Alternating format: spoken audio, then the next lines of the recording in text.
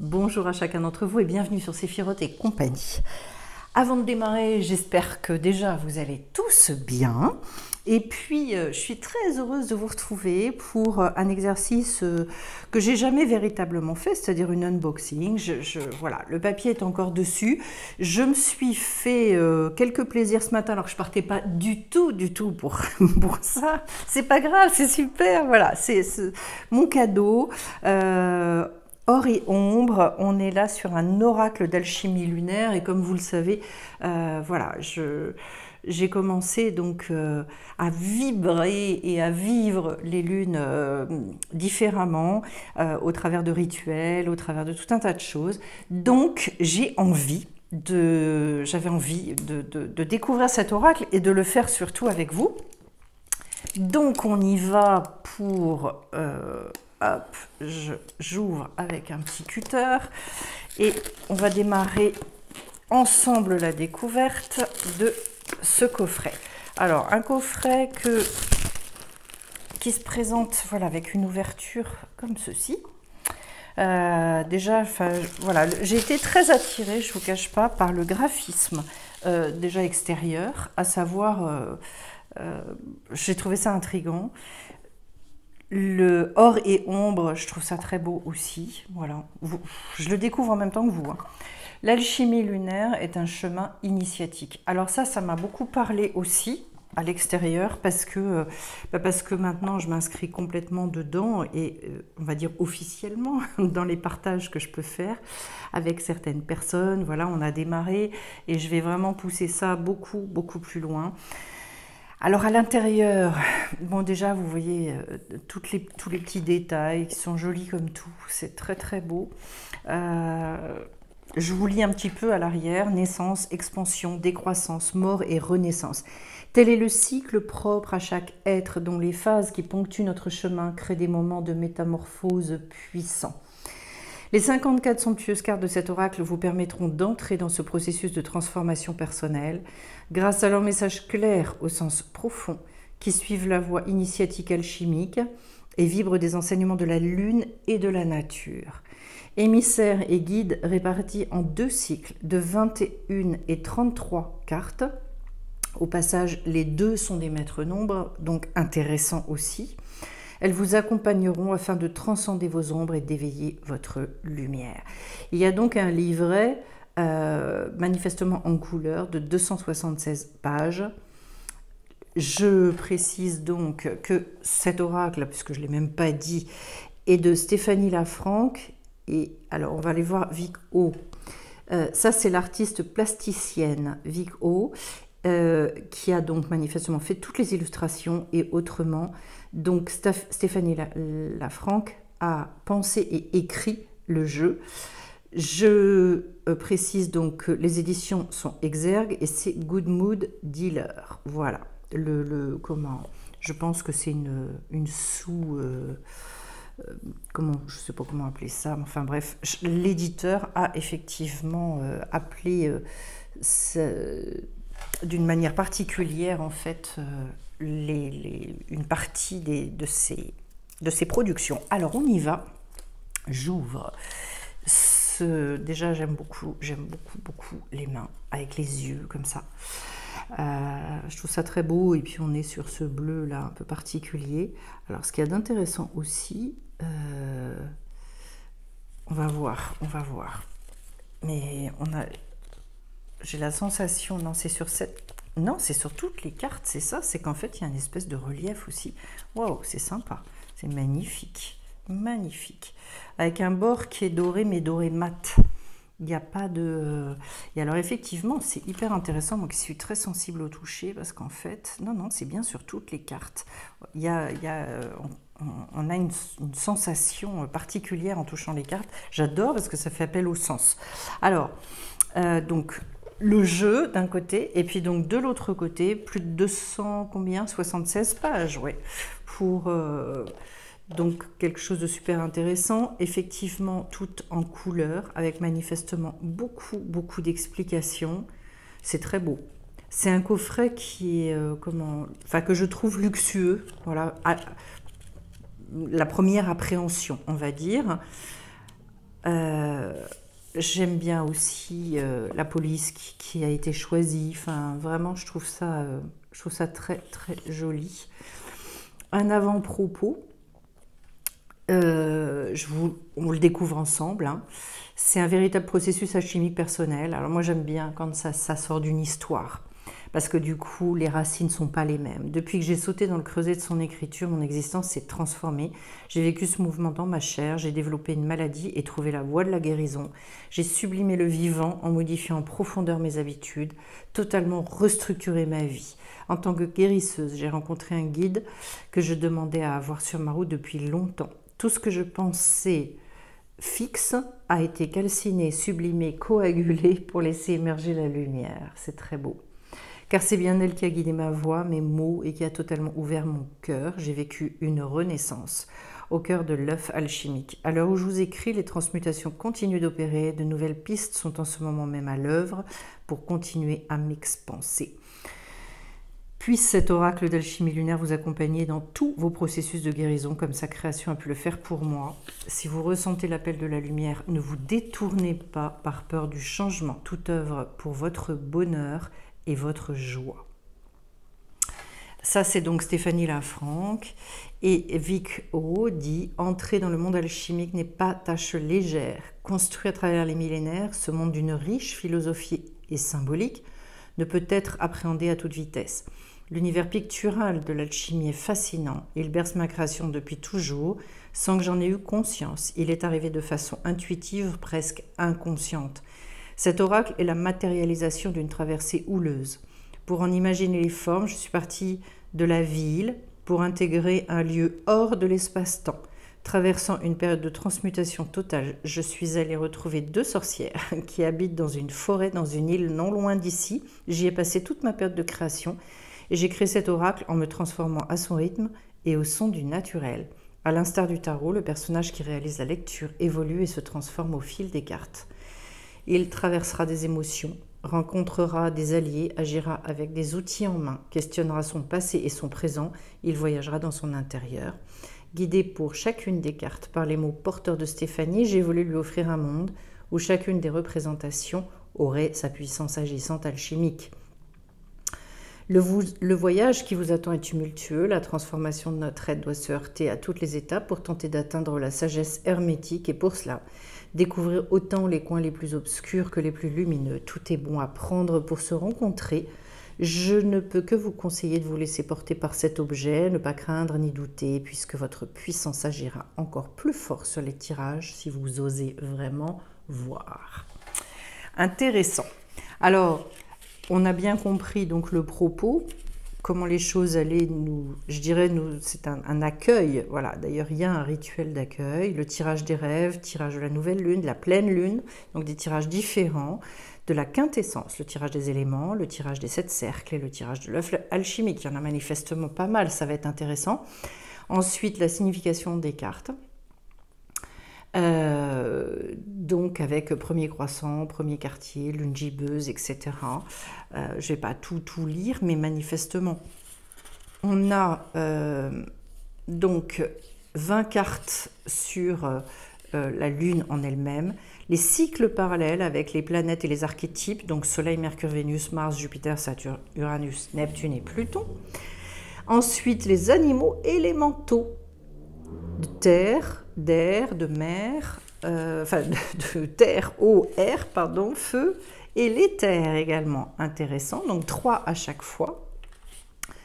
Et ensuite les transformations avec la Luna, Nigreda, Albeda, Citrinita, etc.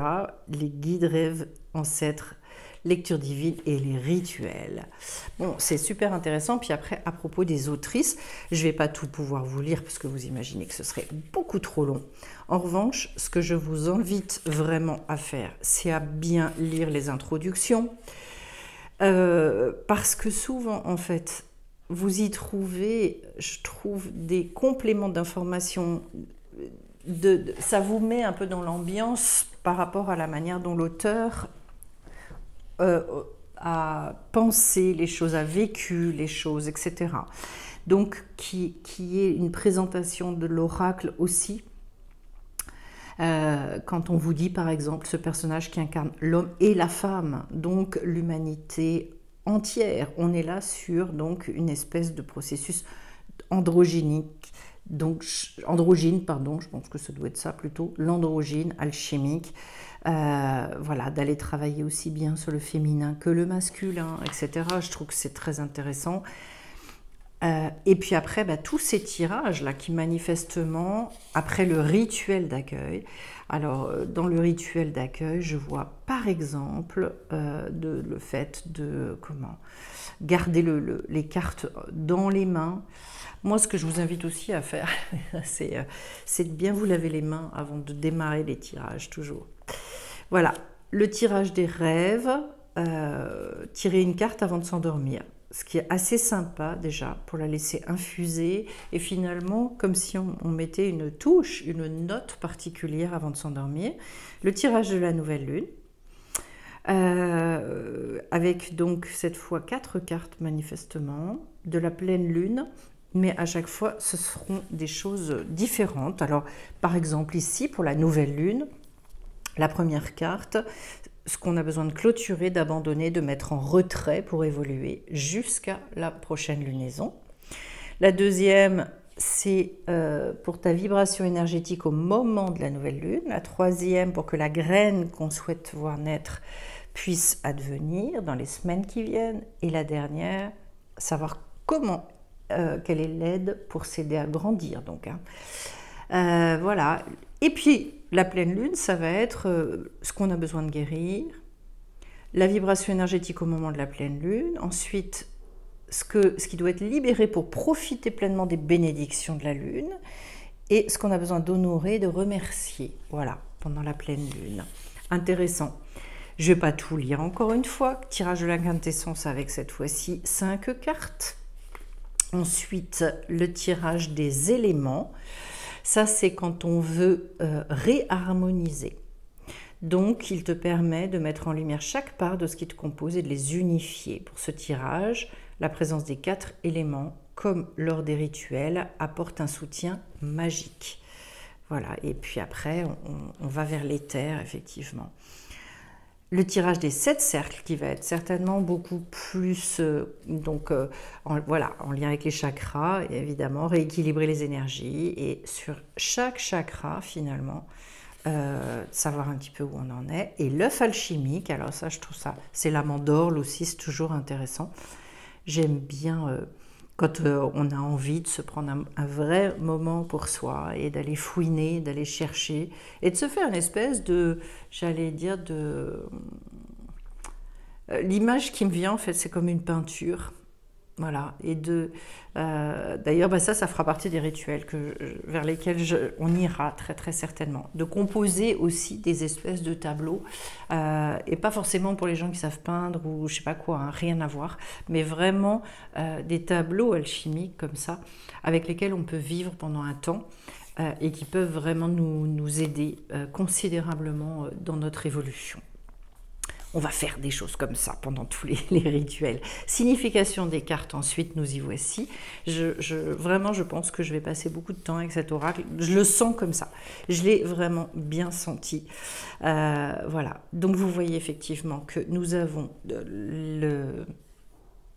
les illustrations en couleur.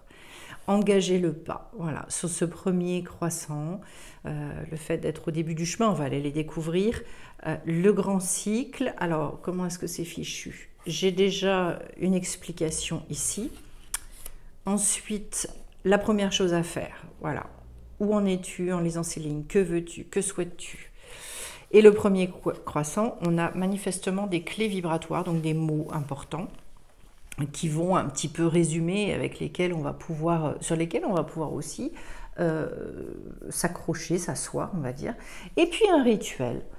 Choisis un objet qui représente l'ancien cycle que tu quittes. Prends le temps de le regarder, de laisser monter en toi ce qu'il évoque. Parle-lui, remercie-le d'avoir vécu toutes ces choses qui t'ont amené ici aujourd'hui et décide ensuite de te séparer de lui. Laisse-le en forêt, sur une plage, dans l'eau ou dans la terre. Au moment où tu le quittes, dis « me voilà libéré ». Prêt ou prête à engager le pas. Donc à chaque fois et pour chaque carte, il va y avoir un rituel. Voilà, ici par exemple, l'apogée, Terra Mater, eh bien j'ai un rituel de l'appel des directions. Super intéressant. Le poisson, ici, sur l'eau ou la fluidité. J'ai des clés vibratoires. Ah oui, là, je ne vais pas avoir de rituel, mais parce que je pense que on est sur les archétypes au niveau des animaux. Et donc, on a quitté ça. Voilà, pareil pour les planètes, ce qui est un petit peu logique. Mais en revanche, pour le grand cycle, donc effectivement avec les 20 cartes, on a systématiquement les rituels, donc ça fait 20 rituels. Super intéressant. Alors on va regarder un peu les cartes aussi, parce que voilà, je vous cache pas, parce que moi je suis très sensible au graphisme, aux couleurs, etc., que j'ai vraiment, je suis allée regarder avant, parce que j'ai horreur d'acheter un jeu et de me retrouver avec un truc qui au niveau graphisme ne me parle pas du tout, où je me dis en termes de couleurs ou je me disais non, je ne peux pas utiliser un truc pareil. Donc voilà. Donc j'étais allée regarder, j'en avais vu quelques-unes et tout de suite je m'étais dit bah ça, aucun problème. Alors, je pense que voilà, on va voir la Lune au fur et à mesure qui va tourner, ça va être intéressant. Donc le premier croissant, engagez le pas. Alors je vais essayer de vous rapprocher, voilà, bien les cartes, que vous puissiez un petit peu les voir. Premier quartier, donc c'est la réalisation de soi. Ensuite, la lune gibbeuse. Les célébrations. Oui, je peux mettre comme ça. La pleine lune. Et cette fois-ci, sur la compassion. C'est très joli. Je trouve que les personnages et on sent vraiment le travail chimique et le travail intérieur. Une lune gibbeuse décroissante, cette fois-ci, c'est un appel intérieur, donc de retourner vers soi, finalement. Je vais les laisser dans ce sens-là, parce qu'après, je vais tout mélanger. Le dernier quartier, ouvrir l'espace sauvage. Regardez ça, dans cette espèce, justement, de fiole. Enfin, là, on voit bien, justement, tout ce côté travail intérieur. J'aime bien, parce que ça fait vraiment penser, justement, à tout ce côté... un petit peu vieillot, enfin, la voix du mystère. Et là, on voit bien le côté très très androgyne. Ensuite, la lune balsamique, s'en remettre avec l'idée du pendu que l'on retrouve ici. Alors ça va être intéressant aussi. Quand on a une bonne connaissance du tarot, ce dont je suis en train de m'apercevoir, c'est que il va y avoir possibilité aussi un petit peu comment... Enfin, il y a des emprunts qui ont été faits. On n'est pas sur les mêmes degrés. En revanche, le 9, qui est une nouvelle lune avec une mort-renaissance. Voilà. Une lune cendrée cette fois-ci. Là, on est vraiment, en fait, ce dont je m'aperçois, c'est qu'on se situe vraiment sur effectivement le plan de cet astre magnifique, qui est à la lune cendrée, qui est l'espoir ou l'espérance. C'est très très très beau. C'est le 10. Ok. Et une lune montante après. C'est vraiment très... J'aime beaucoup beaucoup l'idée.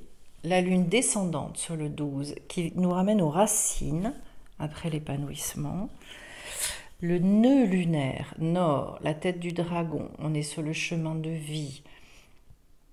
Le nœud lunaire nord, il faut que je fasse attention, je vous mets les cartes pour que vous les voyez bien quand même.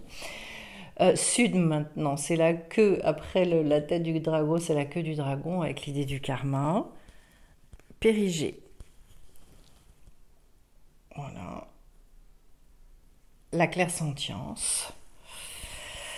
Ça aussi, ouais, travailler là-dessus, c'est sympa. Terra Mater, donc l'apogée, la 16. Et regardez ce cœur, comment il est magnifique. Il est magnifique. Comme une espèce de renaissance aussi. Et le cœur avec les racines en dessous, tout ça. Je vais avoir beaucoup de choses à découvrir, je pense, sur ce jeu. Vraiment, vraiment. La super lune. Cette fois-ci, on est sur de la réceptivité. Ça vibre, hein. Ce que je peux vous dire et ce que je ressens, c'est que cet oracle, il vibre beaucoup. Donc ça, c'est justement, c'est l'éclipse. Donc une remise à niveau, c'est ce qu'on retrouve donc sur la boîte de ce jeu, la lune bleue, donc qui est une guérison. Je peux pas m'empêcher de penser à l'indigo encore, mais magnifique en plus. Alors ça fait presque mandala, je trouve ça vraiment magnifique. La lune noire ensuite, avec être sa source, super intéressant, avec l'idée du caducée en dessous. Voilà, et on a fait nos 20 cartes donc. Et après, on va trouver la carte du grand œuvre, l'opus magnum, où on retrouve un petit peu l'idée de la mandorle aussi, donc cette espèce d'œuf cosmique, l'idée aussi très intéressante de l'arc-en-ciel. Donc voilà, c'est le soleil ou la conscience. Les cartes sont vraiment très belles. Vraiment très belles. J'aime beaucoup. Mercure, le chaman. Bon, moi, ça peut me parler.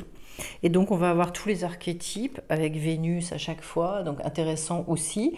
Déjà, la porteuse de lumière, tout ce qui va nous permettre aussi de s'approprier encore plus les planètes. Pour ceux qui connaissent peu, et ben, ce sera l'occasion. Le conquérant avec Mars, bien sûr. Jupiter, c'est le bienfaiteur, planète qui nous veut du bien. Saturne ensuite, qui est associé à la connaissance. À chaque fois, j'aime beaucoup la manière dont les planètes ont été aussi dessinées. Uranus, puis le traitement des couleurs, pour moi, c'est une vraie réussite. Je suis très sensible à ça. Le visionnaire avec Uranus.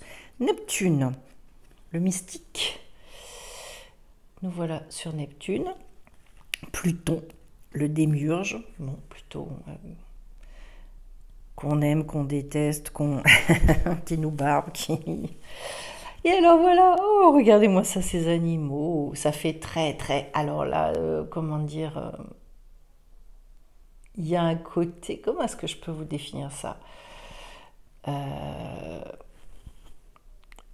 C'est très fort parce que c'est en même... ça fait un peu penser à quelque chose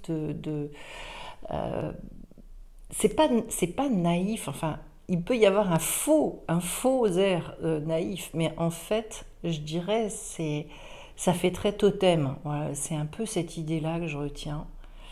Le cheval, donc le lièvre, le cheval et le loup pour la terre. Voilà, regardez ce loup, la tête du loup, il est extraordinaire. Ensuite, je vais en avoir 3 autres, donc la grenouille, le cygne et le poisson. Voilà, grenouille pas banale, qui nous met en mouvement, la grenouille. Le cygne qui travaille sur l'apparence ensuite, et le poisson sur la fluidité. Très très beau poisson, vraiment très beau poisson. Ensuite, au niveau de l'air, je vais avoir le corbeau, l'aigle et la chouette. Les archétypes qui sont sympas, hein. Donc l'enseignement spirituel avec le corbeau, l'exaltation avec l'aigle. C'est très beau. Ça me fait moitié penser à quelque chose d'un peu aborigène. Voilà, la chouette. Alors on n'a pas l'idée de tous les points, mais malgré tout aussi, il y a quand même quelque chose d'un petit peu de ce goût-là. Ensuite avec, donc cette fois-ci le feu, j'ai le lion. Ça, voilà. Il y a quelque chose d'aborigène là derrière. Le serpent, donc qui est l'illusion. Et la salamandre, le bannissement. C'est pas facile cette carte-là. Ensuite, au niveau de l'éther, j'ai le phénix. Ben ouais, intéressant. Et vous avez vu les couleurs à chaque fois qui sont associées et on retombe sur quelque chose donc de ombre et or justement. Hein. Donc la résurrection, le dragon qui va signifier les épreuves. Et puis le troisième de l'éther, c'est l'Ouroboros et c'est Unus Mundus. Oh, j'aime beaucoup celle-là aussi. Je la trouve magnifique. Magnifique. On est... voilà, cette espèce de reliance autour, là, je trouve magnifique. L'œuvre noire, voilà. Luna Nigreda. L'œuvre au blanc. Alors ça, effectivement, j'ai lu des choses là-dessus. L'œuvre au blanc, l'œuvre au jaune. Je vous le montre ici. L'œuvre au rouge. Intéressant de revoir aussi sur... ça, c'est vraiment dans le travail alchimique. Ensuite, l'élévation. Voilà, les guides, c'est magnifique. C'est beau, c'est très, très beau. Le rêve, le lissage. Je retiens vraiment la personne, Vic O, qui a fait justement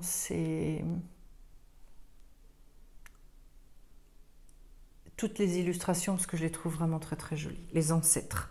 Avec, et là, bon, bah, moi qui suis sensible à l'art des séphirotes, inutile de vous dire que voilà. La lecture divine, la langue sacrée. Et puis ensuite, les rituels, les actes magiques. Ben, je suis en plein dedans, en plus, je suis en plein dans le fait de déployer et d'ouvrir ça à fond. Écoutez, je ne regrette pas mon achat. D'ores et déjà, je pense que je vais avoir un plaisir de fou à travailler avec cet oracle et qu'il va devenir une forme de, on va dire allez, comment, ça va devenir un allié précieux. Alors, il y a aussi, ce que je n'avais pas vu tout à l'heure, en fait, il y a plein de sigles associés, vous voyez, aux cartes des planètes. Donc tout ça, au fur et à mesure, on va pouvoir déployer, découvrir et aller regarder, on va dire plus dans le détail, tout ce que tout ça veut nous signifier. Et je vais donc finir, comme d'habitude, par un petit et rapide tirage, parce qu'on a passé déjà beaucoup de temps, mais c'est pas grave. Enfin, j'ai eu vraiment, j'ai un flash, c'est un coup de cœur pour moi. Et je suis extrêmement heureuse de vous présenter ce jeu-là. Tant pis si ça dure un petit peu longtemps. Parce que... je pense que il en vaut le coup, il en vaut la peine. Allez, on se fait maintenant un petit tirage. Je vais faire en 3 cartes parce que du coup, on n'a pas trop de temps. Et puis, on va voir si ça saute. Et sinon, j'irai... Oups, oui, on a une première déjà. Voilà. Il y a un appel intérieur. La lune gibbeuse décroissante. Donc, on est justement vers cet appel intérieur. On va voir où ça va nous mener. Je pense que ça a été... Ah bah, le deuxième, c'est le loup. Intéressant, parce que du coup, je vais avoir des cartes dans des... qui me parlent de choses un petit peu différentes au niveau du jeu. Hop. Et une dernière... Bon, sachant que il n'est pas encore fait à mon énergie ce jeu. Hein. C'est, on se découvre l'un et l'autre. Et voilà. Et je retombe sur le signe et j'ai un Neptune en dos de deck, le mystique. Alors, d'ores et déjà, moi, ce à quoi ça fait appel pour moi, c'est comme une espèce de retour dans sa terre intérieure, à aller rechercher quelque chose de... Comment je peux dire ça? Qui vous reconnecte à quelque chose d'originel. Enfin, je sais pas, c'est très primaire ce que je ressens. Comme s'il y avait besoin d'aller... cette fois-ci, on va aller voir, hein, mais exhumer en fait quelque chose dont vous êtes que vous portez en vous depuis presque, je dirais, enfin très très longtemps. Ce que j'entends, c'est comme si vous aviez eu plusieurs incarnations pour faire sortir une lumière que vous n'avez jamais réussi à faire sortir jusqu'à présent, et qu'en fait c'est maintenant. C'est impressionnant hein, ce que je ressens, ce que j'entends par rapport à ça. On va aller voir ce que nous dit par exemple le loup. Déjà, alors, au niveau de Neptune, voilà. L'immensité de l'océan du mystère est le lieu de prédilection de Neptune. C'est dans ce bain sidéral que tu plonges. Ça demande à lâcher prise que de t'en remettre à l'infinité de cette planète, longtemps inconnue des alchimistes. Elle ne te propose pas de sortir du cadre, car avec elle, il n'y a plus de cadre. Neptune, c'est la dissolution totale des directions. Elle annihile haut et bas, ciel et terre, nord et sud, pour t'immerger dans une eau insondable et sans limite. Donc, quelque chose qui va nous ouvrir énormément. Cette sensation troublante apporte à la fois un certain apaisement, celui de se retrouver âme parmi les âmes dans le ventre céleste, mais aussi une certaine anxiété de ne plus appartenir à la matière. Que je vous mette quand même bien les cartes que vous puissiez les voir. Donc en fait, faut devenir totalement réceptif au mystère.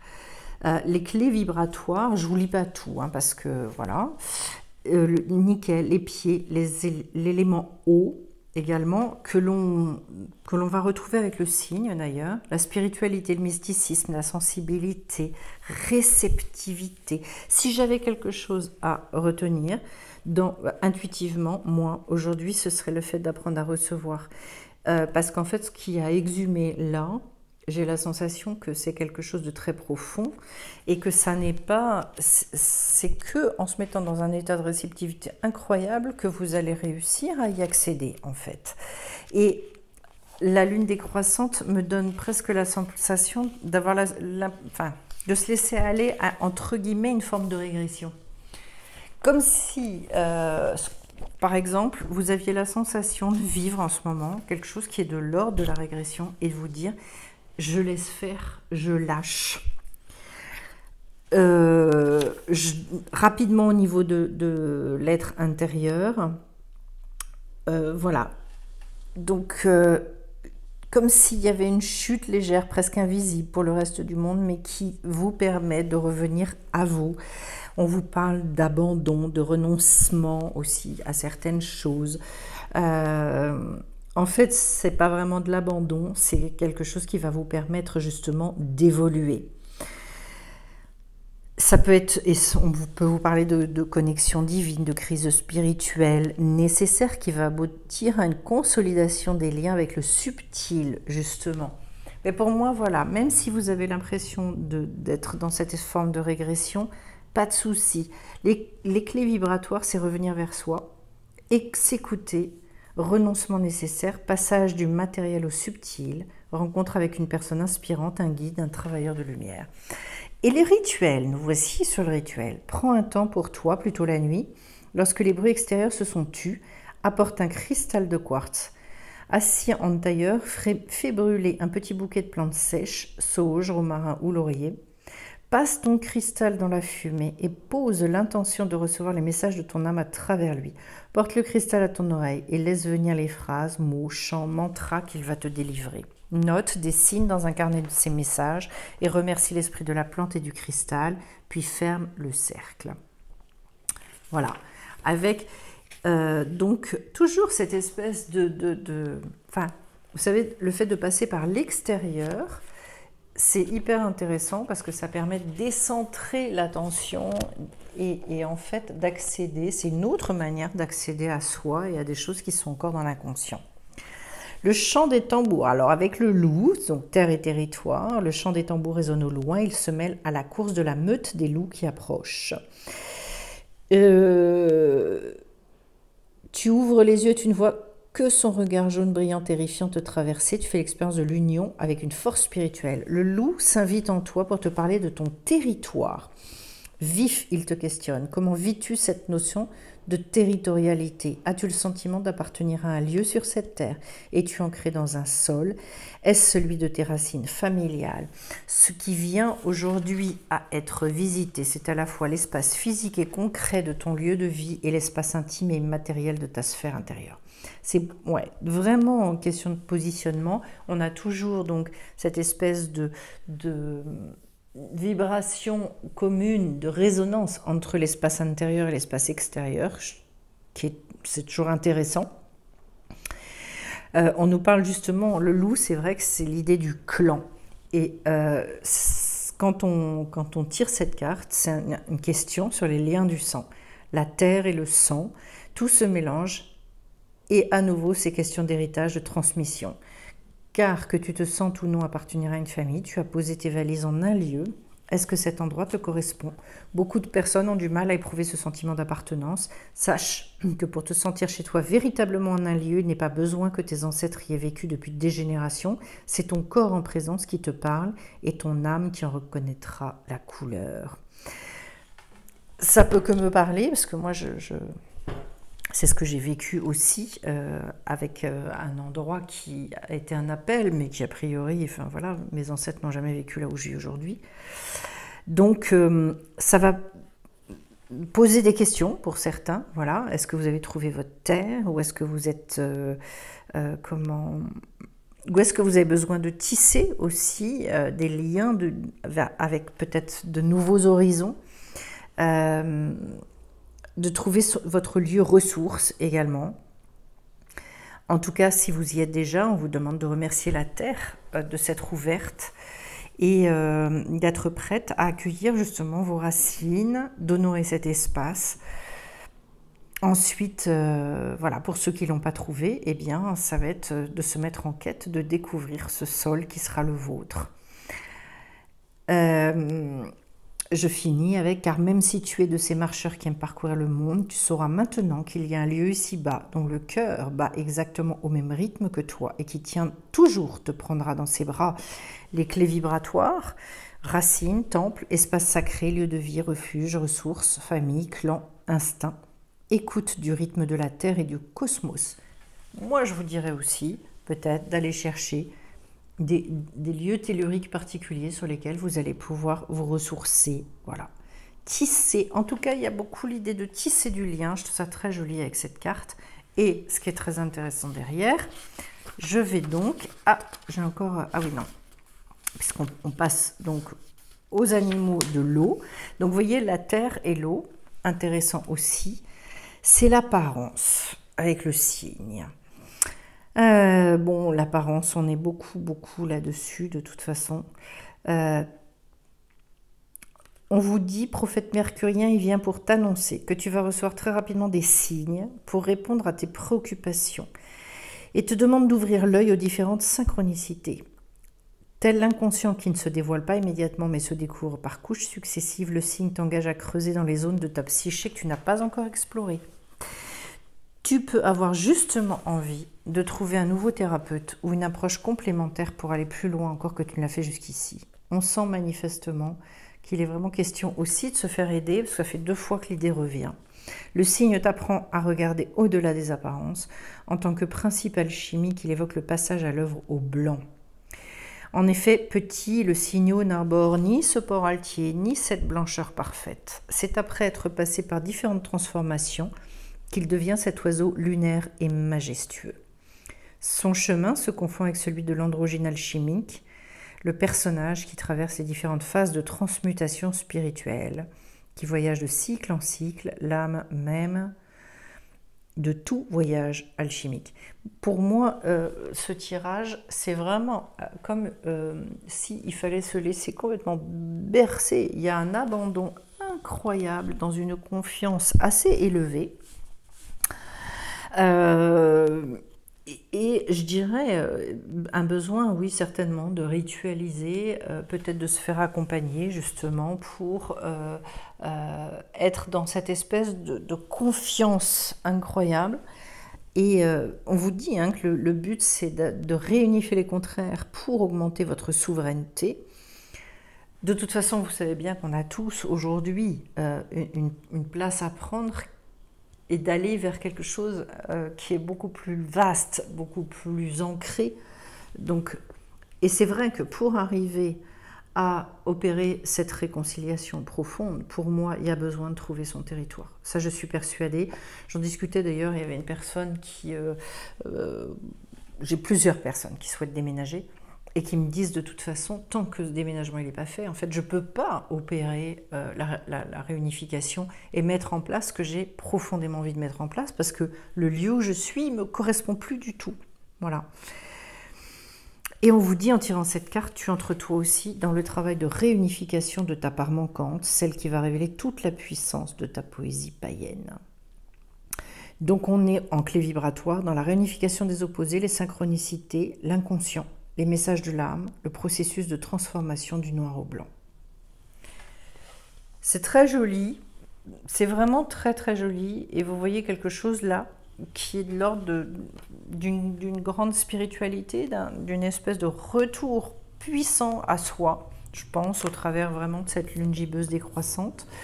Pas du tout dans le côté intellectuel ou quoi que ce soit, mais au contraire dans un côté très chamanique pour moi, très viscéral, j'allais dire. On n'a pas eu de carte sur les chakras, mais pour moi, ce sont des chakras racines, des chakras ou chakras sacrés, des choses de l'ordre vraiment des envies intimes, profondes, qui dépassent en fait ce qu'on peut concevoir, nous, avec notre mental. Voilà.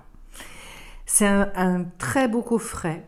Je vous invite à vraiment le découvrir. Enfin voilà, si ma présentation vous a parlé, je vais vous redonner un petit peu. Donc, Or et ombre, oracle d'alchimie lunaire de Stéphanie Lafranc et Vic O.